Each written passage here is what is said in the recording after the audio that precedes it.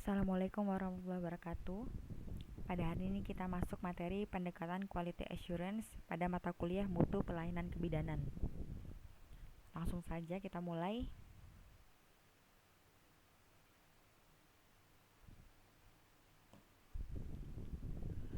Quality Assurance pada prakteknya merupakan siklus, yaitu proses sedemikian rupa jalannya berulang-ulang, dimulai dari mendesain mutu, monitoring mutu, dan memecahkan masalah mutu. Siklus ini harus dilakukan secara berulang-ulang sampai menemukan tujuan yang diinginkan untuk menjaga mutu. Nah, pendekatan Quality Assurance memiliki 10 langkah. Yang pertama adalah merencanakan Quality Assurance. Nah, pertama kali yang harus disiapkan adalah organisasi pelaksana penjamin mutu. Kemudian memulai perencanaan dengan meninjau cakupan pelayanan yang dimaksud dalam pelayanan kesehatan. Nah, hal yang paling penting adalah menentukan prioritas masalah mutu. Bila telah ditetapkan, maka harus berorientasi secara kuat untuk pendekatan peningkatan mutu pelayanan kesehatan. Dan yang terakhir adalah memperkirakan peluang keberhasilan dari rencana yang telah ditetapkan. Langkah kedua adalah membuat pedoman dan menyusun standar-standar. Organisasi harus menjabarkan tujuan program dan sasarannya ke dalam prosedur operasional. Ini dimaksudkan agar pelayanan kesehatan yang bermutu tinggi tersebut dapat diberikan atau dikerjakan secara konsisten. Nah, standar-standar tersebut berupa yang pertama adalah tingkat minimum penampilan atau hasil yang diterima. Misalnya, apakah pasien puas atau ada keluhan. Nah, ini disebut hasil atau outcome. Yang kedua adalah tingkat bagus dari penampilan atau hasil dari outcome tersebut. Dan yang ketiga adalah range atau jarak atau sejauh mana rentang dari hasil yang dapat diterima. Langkah ketiga adalah mengkomunikasikan pedoman-pedoman dan standar-standar yang telah ditetapkan. Bila pedoman yang praktis sudah siap, maka prosedur standar operasi kegiatan pelayanan kesehatan perlu dipromosikan penggunaannya. Nah, ini untuk meyakinkan petugas-petugas kesehatan, supervisor, pimpinan, dan orang-orang yang mendukung untuk memahami apa yang diharapkan dari masing-masing pelaksana. Langkah keempat adalah melakukan monitoring mutu. Nah, monitoring adalah pengumpulan dan tinjauan atau review data yang membantu menilai apakah norma-norma program diikuti mutu atau apakah outcome atau hasil dari pelayanan seperti halnya keluhan pasien sudah ditingkatkan atau belum. Nah, Quality Assurance melibatkan suatu orientasi proses baru yang memiliki implikasi mendalam untuk monitoring, termasuk pengumpulan dan pengolahan datanya.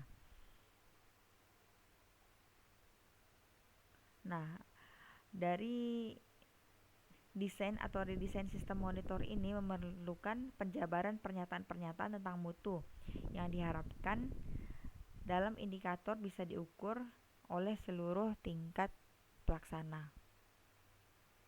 Langkah kelima adalah mengidentifikasi masalah-masalah dan menyeleksi peluang dan peningkatan. Nah, untuk meningkatkan mutu pelayanan, maka yang pertama kali harus dilakukan adalah mengidentifikasi permasalahan mutu pelayanan kesehatan dan mencari peluang untuk peningkatan. Kemudian, menguji dengan cara monitoring rutin. Nah, ini merupakan metode pengumpulan data dan sumber informasi. Contohnya yang pertama adalah data dari monitor dan studi khusus menggunakan data yang tersedia. Nah, metode yang bisa digunakan adalah dengan review atau tinjauan catatan klinik, statistik pelayanan, laporan, menggunakan checklist, observasi, atau kuesioner. Nah, metode dan sumber informasi ini dapat digunakan untuk mengidentifikasi masalah mutu pelayanan kesehatan. Langkah keenam adalah menetapkan masalah operasional. Tujuan dari menetapkan masalah operasional adalah untuk memperjelas masalah yang dimaksud. Masalah harus dapat diukur sehingga dapat dilakukan pemecahan masalah secara pasti. Bila terjadi perbedaan statement permasalahan, bisa menyebabkan terjadinya konflik dan hilangnya fokus dan motivasi untuk penyelesaian masalah. Nah, model yang dapat digunakan adalah 4W plus 1H, yaitu what, why, where, when, dan how. Contohnya adalah apa masalahnya, mengapa terjadi atau ada masalah, di mana terjadi masalah, kapan terjadi masalah, dan bagaimana mengetahui masalah tersebut. Masalah harus dibatasi agar mengenai sasaran dan tidak melebar ke arah yang tidak penting atau yang tidak menjadi prioritas. Oleh karena itu, harus ditetapkan batasan dan ruang lingkup dari masalah tersebut. Langkah ketujuh adalah memilih tim dengan mengidentifikasi siapa yang seharusnya bekerja. Tim akan menganalisis masalah, membuat rencana perbaikan, melaksanakan, mengevaluasi, dan melakukan usaha-usaha peningkatan. Di dalamnya termasuk juga menghitung input yang diperlukan, sumber daya, kegiatan-kegiatan, dan manfaat-manfaat penyelesaian masalah yang terjadi. Tim haruslah orang-orang terlatih yang dapat bekerja kompak, bersatu, dan seirama sehingga bisa bekerja secara efektif dan efisien. Anggota tim sebaiknya tidak terlalu banyak, umpamanya 8 orang, karena semakin banyak anggota tim maka akan semakin luas statement permasalahan. Langkah ke-8 adalah analisis masalah dan identifikasi penyebab masalah. Nah, analisis masalah dan identifikasi penyebab masalah adalah suatu tahap bagaimana tim atau anggota tim memahami lebih luas tentang masalah atau kekurangan mutu pelayanan kesehatan yang dimonitornya.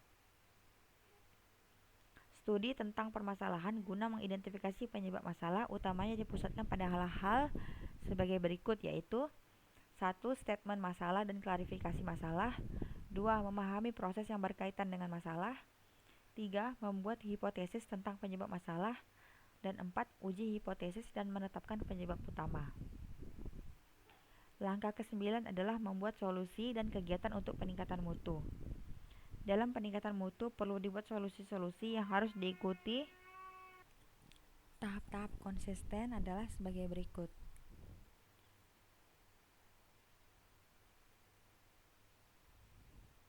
Yaitu 1. Memilih dan mendesain semua solusi. 2. Daftarlah semua solusi potensial.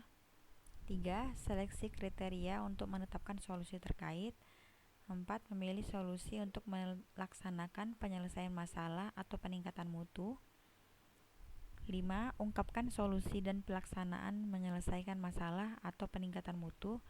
Dan yang terakhir adalah ungkapkan solusi secara praktis dan mudah dilaksanakan. Nah, yang terakhir adalah melaksanakan dan mengevaluasi upaya-upaya peningkatan mutu. Merencanakan pelaksanaan solusi, siapa, apa, di mana, dan bagaimana, memutuskan tes, dan menetapkan bagaimana mengembangkan pelaksanaan dan modifikasi solusi untuk membuat lebih efektif. Solusi yang tepat berarti perbaikan mutu yang tepat pula. Langkah kegiatan penyelesaian atau solusi bisa menggunakan konsep PDCA, Plan, Do, Check, dan Action. Nah, setiap solusi ini hampir pasti perlu adanya perubahan teknik pekerjaan, sikap, dan perilaku, serta peran dan tanggung jawab. Ini memerlukan peran dari semua tim pelaksana penjamin mutu. Sekian dan terima kasih untuk materi pada hari ini. Wassalamualaikum warahmatullahi wabarakatuh.